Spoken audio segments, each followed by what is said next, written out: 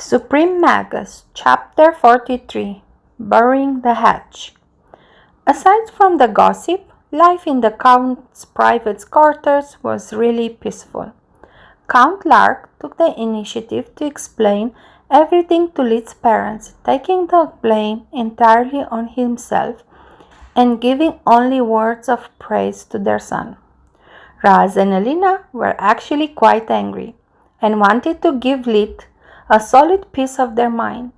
But after the Count apologized, even bowing to them, they were too embarrassed and flattered to say anything, at least in front of him. The whole family could not stop staring at the house. Walls made of stone, the luxurious furniture, the carpets, everything seemed to come out straight from a fairy tale. Until that day, they had always thought they would never see such riches. Lid started to wonder how long would it take for them to come back down to earth when breakfast arrived. The delicious and sweet smell of the pastries immediately caught their attention. Just great, Lid sighed inwardly. I could expect my family reaction to the Count's house. And luckily our hosts are overlooking their quite rude behavior. My only hope is that they don't jump on the food like starving wolves. That would be too embarrassing. Party pooper. Let them be happy, so maybe they'll be your ass less when you get back home. Solace rebuked. Point taken. As soon as the cart entered the room, Lid's family mimicked their host's behavior, politely sitting around the table in an ordered manner, waiting to be served. That was also the first time someone outside the family was treating them with such care. The girls couldn't stop giggling.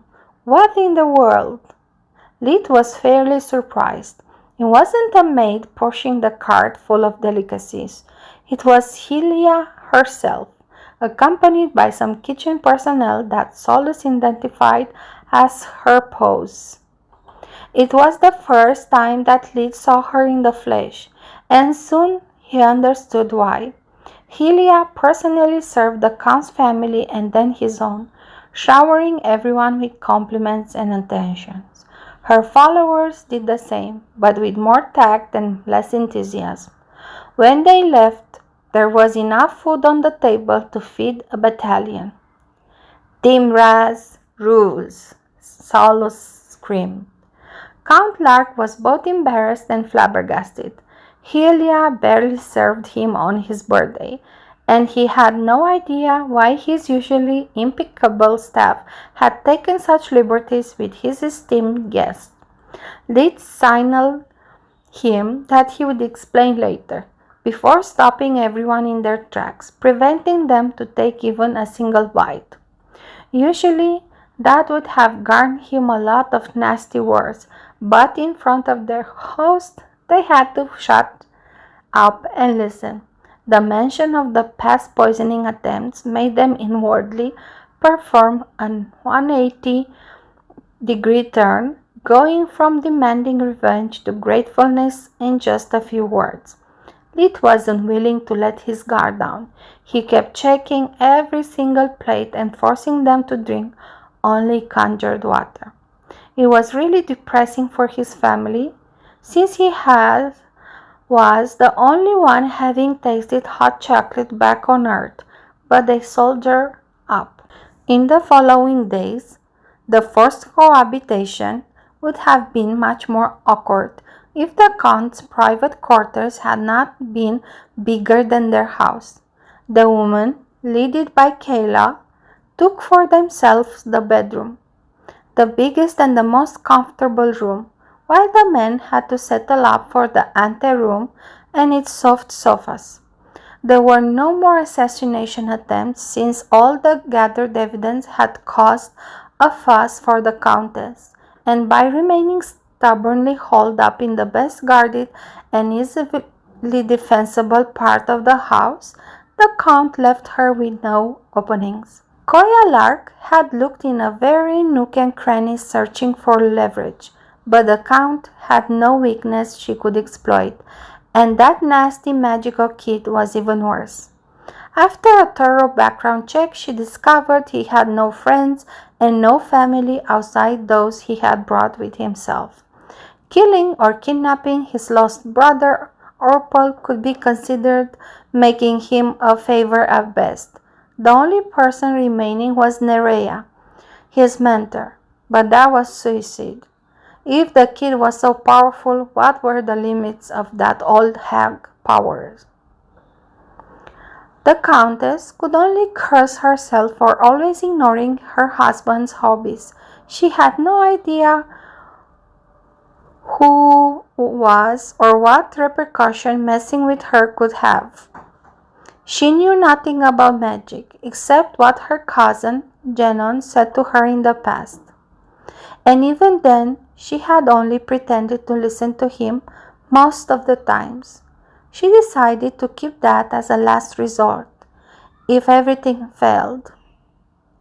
Meanwhile, Liz' family was quickly getting accustomed to living in such a splendid manner, wearing only beautiful clothes and eating delicious food. Aside from the random scare caused by a guard's sneeze or an animal in the garden, life had returned into a fairy tale for them. Lid instead was quite annoyed, since the first day the Count, Kayla, and Jaden had showered with praises Elena, Eliza, and Tista for their perfect skin and luscious hair. "I'm so envious of you girls. I wish I could get rid of these things on my face." Kyla sighed. Over time, the camaraderie between the young ladies had grown strong. "Yeah, you are already so pretty, if only." Tista threw Lit a meaningful look that he pretended not to notice. Jaden's interest towards Eliza was embarrassingly obvious, and while he tried looking at her steadily, such attention in turn got him as many stone-cold glares from Lit.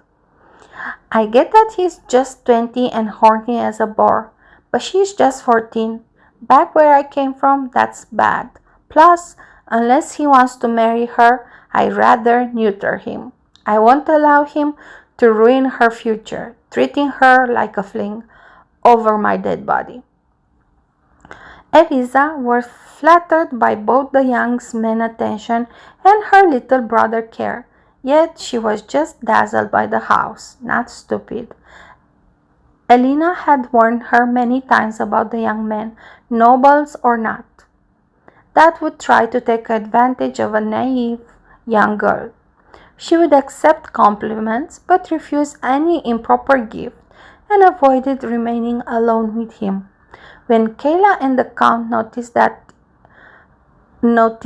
that if Lit's glares could mean Jaden could easily fit into an envelope, they had a private talk with him.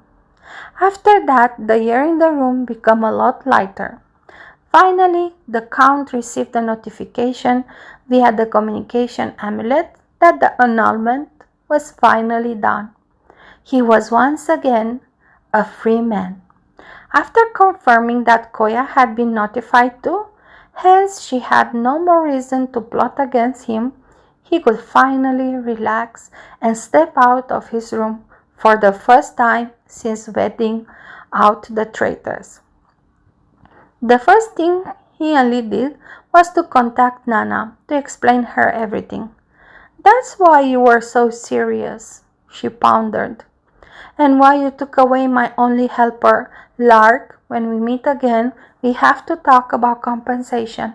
My business suffered because of your family squabble," she nagged.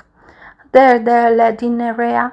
It was a matter of life and death, and the young Lid proved to be decisive in solving the matter.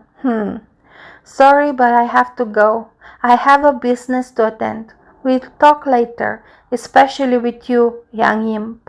This lack of trust wounds my old heart," she said, trying to act old and frail. Lid bowed and asked her for her forgiveness, but his thoughts were quite different.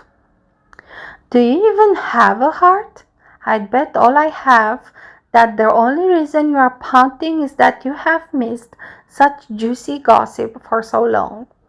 Contrary to their expectation, Nana called only a few hours later, and their next conversation had an entirely different mood. Nana was laughing so hard the entire time, managing to speak only briefly while gasping for air. Ha ha ha! You can't believe what just happened to me.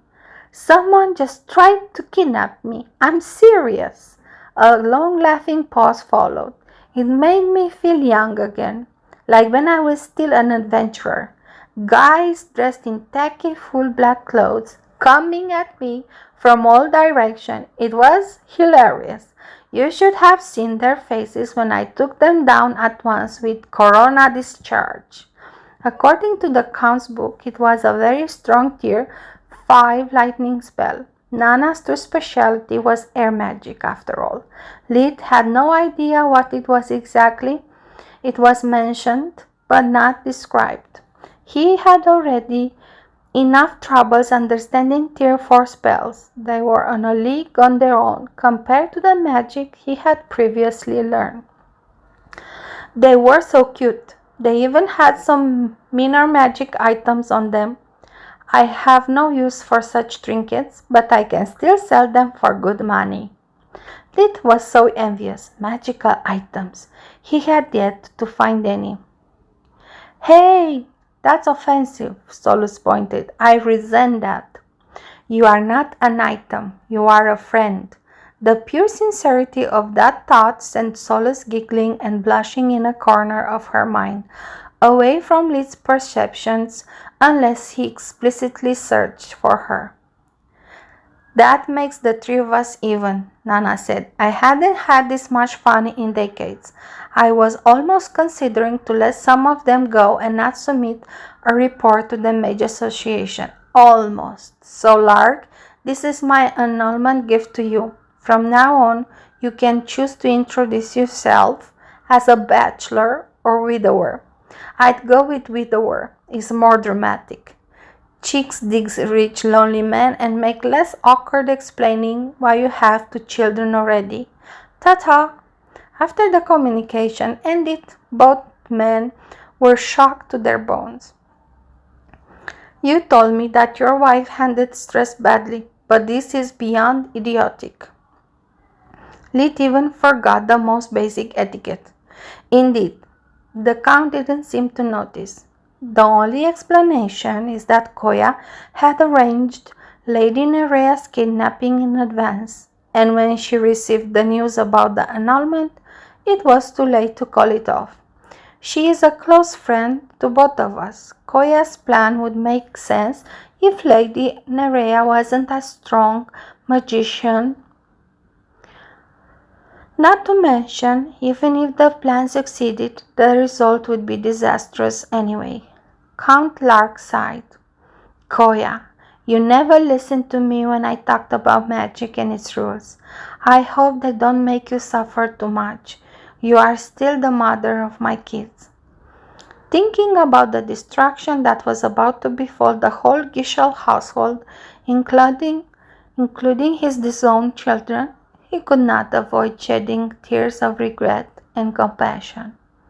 Lid moved behind him, patting his back while using his sheer willpower to suppress a hysterical laughter.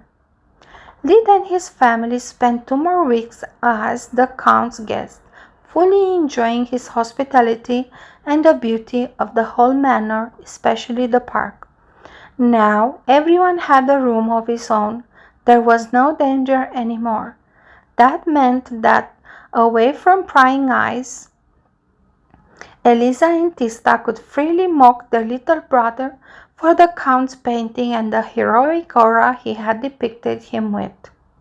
Living every day with Lid, they really couldn't see him as someone great or overbearing. He was always the little brother. Lid paid them no mind. Their laughter was something he had fought so hard to protect. As long as they laughed happily with him, instead of him, sibling mockery was perfectly acceptable. Elena and Raz instead were really scared by the stuffed beak, considering that their son had been reckless enough to face such a beast on his own. When they would get back home, they would give him a talk, but not now. There was no point in spoiling their first vacation in over 30 years. For farmers, vacations were just myths, like dragons. Lid used that time to get acquainted with the huge magic library the Count had assembled over the years, finally discovering what blood resonance magic was.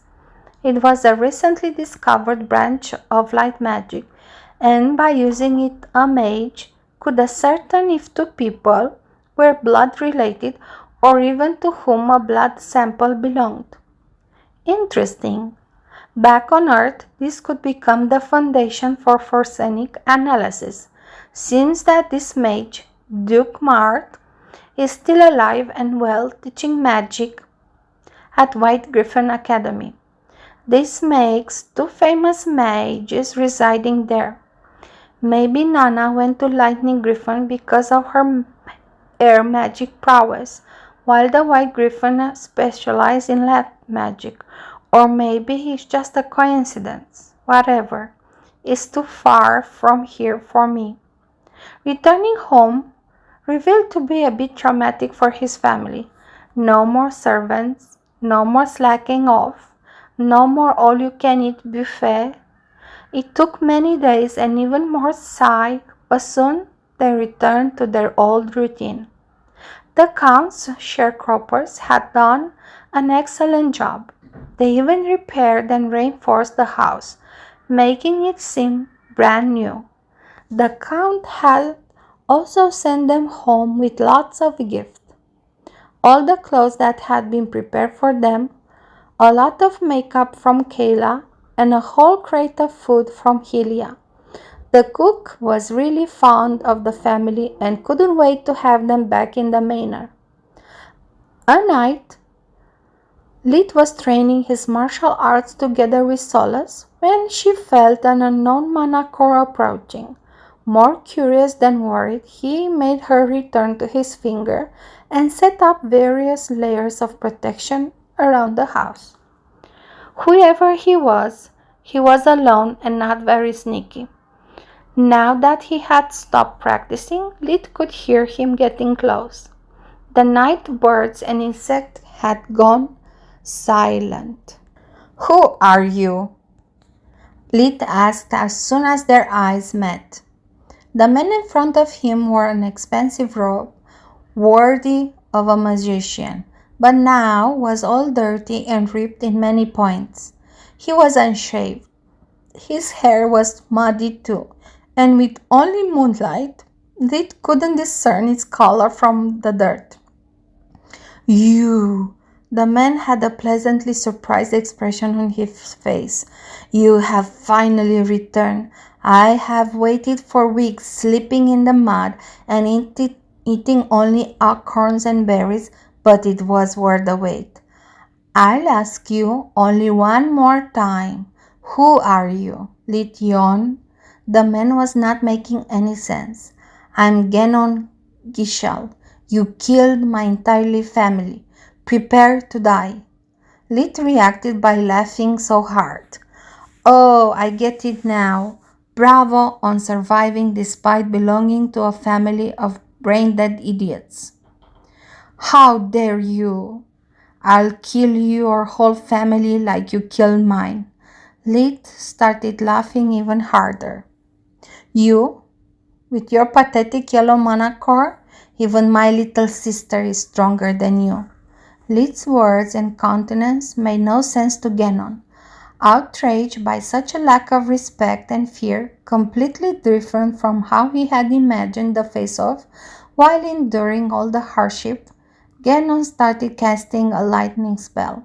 Lid responded by bringing his index fingers on the lips, whispering, "Hush, we don't want to wake up the neighbors."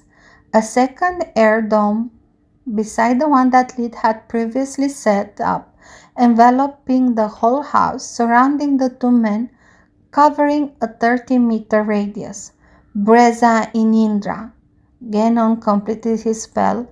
A bolt of lightning shot towards Lid, which was still laughing. "Look up," he said, pointing to the sky, and like an obedient dog, the bolt turned 90 degrees up, rising harmlessly in the air before dissipating. "Seriously? A Tier 2 spell?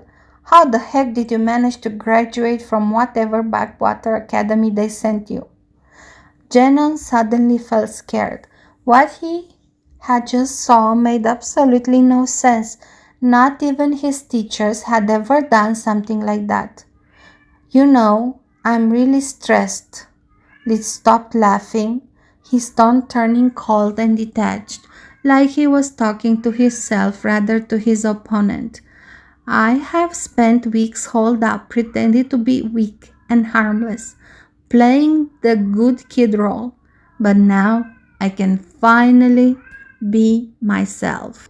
For the first time since he achieved the Cyan Mana Core, Lid went all out. His body released a brilliant cyan aura filled with killing intent. His bones and muscles started to pop and creak, moving to accommodate the sudden surge of power. His eyes glowed like torches, emitting a nice blue radiance, while his smile went to ear. His teeth shined like fangs in the full moonlight. Ganon was scared but not frozen, starting to cast a 3-tier spell, Fireball, the strongest spell he could cast safely without risking it to backfire. Lid stood there, tilting his head left and right, waiting for him to finish. The fireball was a 5-meter radius sphere of raging flames, but the closer it came to Lid, the more it shrank, until it became the size of a marble, allowing Lid to catch it with his open palm and squeeze it out without a puff. "Tsk, you can use everything but fire magic. The noise isn't a problem, but the light could alert someone, and we don't want that." Ganon had no idea what was happening, but he knew that remaining there was too dangerous.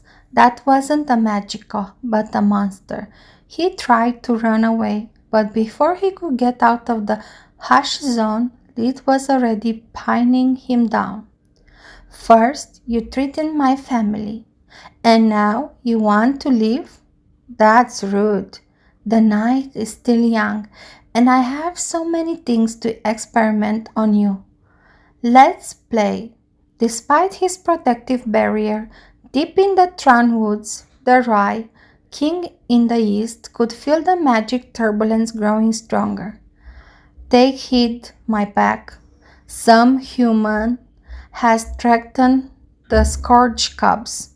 Let's learn from his mistakes and pray together for his soul, so in his next life he will be wiser for this." The entire woods resounded with howls until dawn came.